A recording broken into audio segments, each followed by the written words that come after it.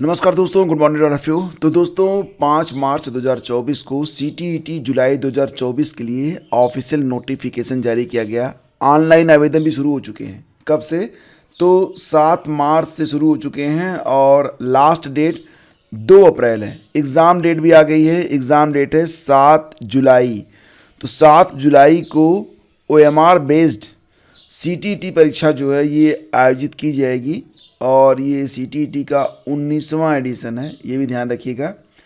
तो कुल मिला के 136 शहरों में ये परीक्षा करवाई जाएगी ओएमआर पर, ठीक है। ऑफलाइन मोड में ये परीक्षा होगी। 7 मार्च से आवेदन शुरू हो चुके हैं, 2 अप्रैल लास्ट डेट है। तो आवेदन करने के लिए जो वेबसाइट है वही है ctet.nic.in पर जाकर अभ्यर्थी जो हैं वो आवेदन कर सकते हैं। और बाकी जो डिटेल्स होगी ये मैं आपको उपलब्ध कराऊंगा एक सेपरेट वीडियो में। तो उसमें सिलेबस वगैरह, एलिजिबिलिटी वगैरह और बाकी जो जानकारी होगी आपको उपलब्ध हो जाएगी। फिलहाल ये इंपॉर्टेंट है, आपको पता होना चाहिए कि आवेदन की प्रक्रिया शुरू हो चुकी है। लास्ट डेट 2 अप्रैल है और 7 जुलाई को सीटीईटी की परीक्षा होनी है। अब ये न्यूज़ तो पता ही होगी आपको कि जो परीक्षा थी यूपीपीसीएस 2024 17 मार्च को होने जा रही थी, परीक्षा पोस्टपोन हो चुकी है और अब जो परीक्षा है ये जुलाई माह में संभावित है। अब देखो फ्रेंड्स, यहाँ से एक निष्कर्ष आप और भी निकाल सकते हैं। परीक्षा स्थगित क्यों हुई? पहली बात तो ये थी कि परीक्षा ने जो है स्थगित इसलिए की गई क्योंकि आरओ का पेपर लीक हुआ। और आरओ का पेपर जो लीक हुआ है तो अभी तक ये सुराग नहीं मिल पाया कि पेपर लीक कैसे हुआ, कहाँ से हुआ। पेपर लीक हुआ ये तो ठीक है, परीक्षा स्थगित हो गई ये भी ठीक है, लेकिन पेपर जो है वो लीक कहाँ से हुआ, कैसे हुआ। तो सिक्योरिटी बहुत ही इम्पोर्टेंट है। आगामी जो परीक्षाएं हो वो पूरी शुचिता के साथ हों। तो ज़रूरी था कि पहले जो लूप होल्स हैं उसका पता लगाया जाए और उसको बंद किया जाए। तो बिना उसको जाने, बिना उसको समझे ऐसे ही आत्मविश्वास में आकर परीक्षा करवा देना ये कोई समझदारी नहीं थी। आयोग ने इस पर काफ़ी मनन किया, काफ़ी मंथन किया और कई दौर की मीटिंग हुई जो कि सार्वजनिक नहीं थी। इसके बाद ये निर्णय अंत में लिया गया कि पीसीएस प्री को 17 मार्च को कराना शायद निरापद ना हो, इसलिए कुछ नई चीज़ों को लागू करने के लिए, सिक्योरिटी को और मजबूत करने के लिए, सुरक्षा को और मजबूत करने के लिए ये परीक्षा जो है पोस्टपोन हो चुकी है। और अब जानकारी मिल रही है कि परीक्षा जो है वो कब होगी, जुलाई में होगी। यहाँ से आप एक निष्कर्ष और भी निकाल सकते हैं कि अगर जुलाई में पीसीएस प्री गया तो फिर आरओ की परीक्षा कब होगी। तो दोस्तों निश्चित रूप से जो आयोग का कैलेंडर है उसमें अगर आप देखेंगे तो 3 सबसे महत्वपूर्ण परीक्षाएं हैं और तीनों ही समझ लीजिए अभी जो है होनी शेष हैं। एक तो आपकी पीसीएस की परीक्षा होगी, री एग्ज़ाम होगा, समझ लीजिए आरओ वाला जो री एग्ज़ाम है। तो ये 2 परीक्षाएं तो आपके लिए बहुत ही इंपॉर्टेंट हैं।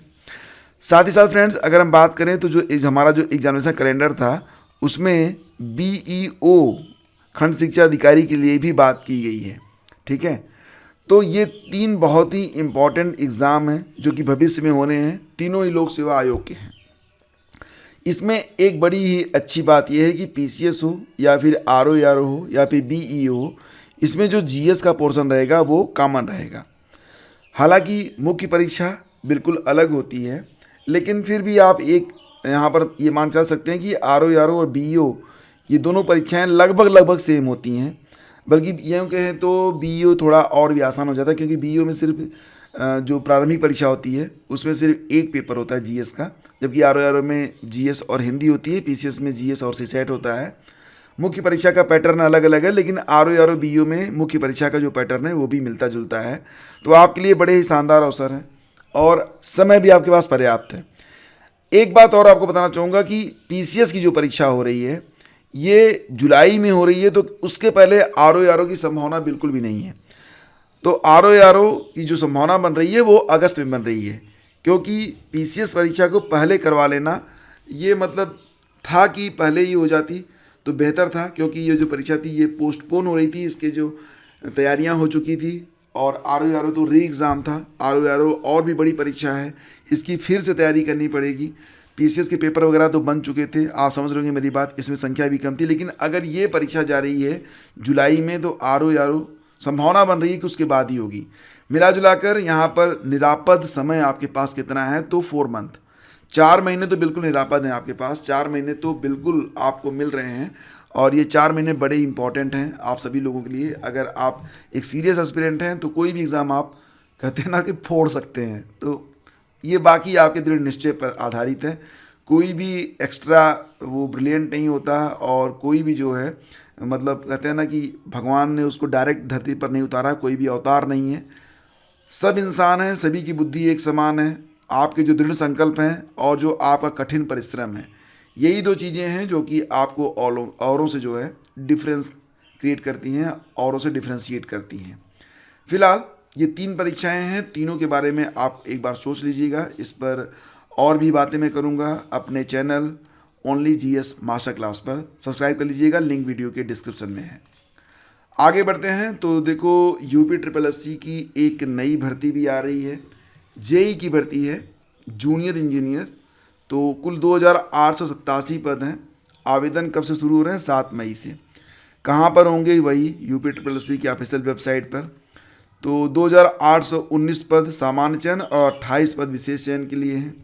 लोक निर्माण विभाग में 1092 पद हैं, ग्रामीण अभियंत्रण में 765, जल निगम ग्रामीण में 693, राजकीय निर्माण निगम में 146, सेतु निगम में 96, प्रोजेक्ट कॉरपोरेशन में 27, राजकीय निर्माण निगम में 23, यूपी प्रोजेक्ट कॉरपोरेशन में 5 पद हैं। आवेदन के लिए हाई स्कूल परीक्षा के साथ सिविल में डिप्लोमा करने वाले पात्र होंगे। इसके बारे में और विस्तृत जानकारी वेबसाइट पर दी गई है। भर्ती के लिए उम्र होगी 18 से 40 साल। आरक्षण के में जो आयु सीमा में छूट मिलती है वो भी आपको मिलेगी। 25 रुपये देकर आप आवेदन कर पाएंगे। ज़रूरी ये है कि आपने पीटी 2023 की परीक्षा जो है पास की हो, ये आपके लिए इम्पॉर्टेंट है। ठीक है, तो ये डेट्स आ चुकी हैं जेई के 2847 पदों पर भर्ती के लिए। परीक्षा माफिया से पार नहीं पा सकी जांच एजेंसियां, तो एसटीएफ से लेकर सीबीआई तक ने की जांच, नतीजा सिफर। मामला वही है उत्तर प्रदेश लोक सेवा आयोग का। पूरा मामला हम यहाँ पर डिस्कस करेंगे, लेकिन उसके पहले एक इम्पॉर्टेंट न्यूज़ आपको और बता दें कि यूपी बोर्ड में 3.25 लाख विद्यार्थियों ने छोड़ी है परीक्षा, और कल परीक्षा देंगे 2 लाख से अधिक परीक्षार्थी। तो फिलहाल ये थोड़ी सी छोटी सी न्यूज़ थी, लेकिन आपको पता होनी चाहिए।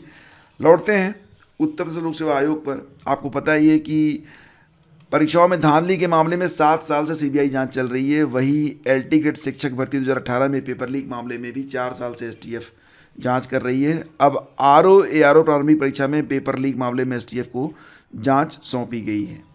अब तक हुई जांचों में नतीजा 0। परीक्षा माफिया इस तरीके से नकल करवा रहे हैं कि एक तरीके से जो एजेंसियां हैं, मतलब वही डाल डाल पात पात वाली स्थिति हो गई है।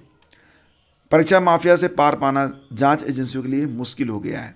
सीबीआई अप्रैल 2012 से मार्च 2017 के बीच आयोजित आयोग की उन परीक्षाओं की जांच कर रही है जिनके परिणाम इस अवधि में जारी किए गए। 2012 से 2017 की अवधि में सपा सरकार थी। जांच के दौरान पीसीए 2015 में धांधली के सबूत मिलने पर सीबीआई ने अज्ञात लोगों के खिलाफ मुकदमा दर्ज किया।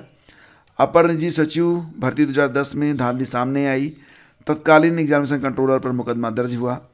सीबीआई ने पीसीएस परीक्षा 2024, समीक्षा अधिकारी सहायक समीक्षा अधिकारी 2014, लोअर सबऑर्डिनेट भर्ती 2013 और मेडिकल की 2 सीधी भर्तियों में गड़बड़ी मिलने पर प्रारंभिक जांच दर्ज की थी। हालांकि अब तक किसी भी मामले में सीबीआई ने कोई सीधी कार्रवाई नहीं की है, न ही जांच पूरी हो सकी है।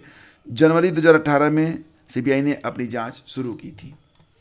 तो एलटी ग्रेड शिक्षक भर्ती परीक्षा 2018 हिंदी और सामाजिक विज्ञान का प्रश्न पत्र लीक, एसटीएफ को जांच सौंपी गई। 4 साल से जांच चल रही है। मामले में एसटीएफ ने तत्कालीन एग्जामिनेशन कंट्रोलर और प्रिंटिंग प्रेस संचालक को गिरफ्तार किया था। बाद में परीक्षा नियंत्रक को कोर्ट से जमानत मिल गई। एसटीएफ की ओर से मामले में चार्जशीट दाखिल किए जाने पर आयोग ने हिंदी और सामाजिक विज्ञान विषय का परिणाम तो जारी कर दिया, लेकिन यह जाँच अब अधूरी है। तो जो नतीजा है आरओ 2016 के बारे में आप जान ही रहे हैं।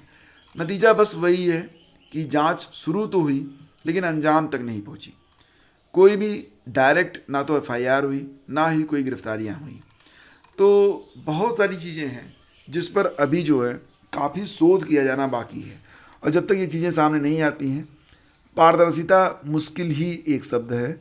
और ये काफ़ी जो है दूर की कौड़ी नज़र आती है, क्योंकि यहाँ पर जो माफिया हैं परीक्षा वाले, इनके गिरोह को तोड़ना एक बहुत ही ज़रूरी लेकिन बहुत ही जटिल काम है।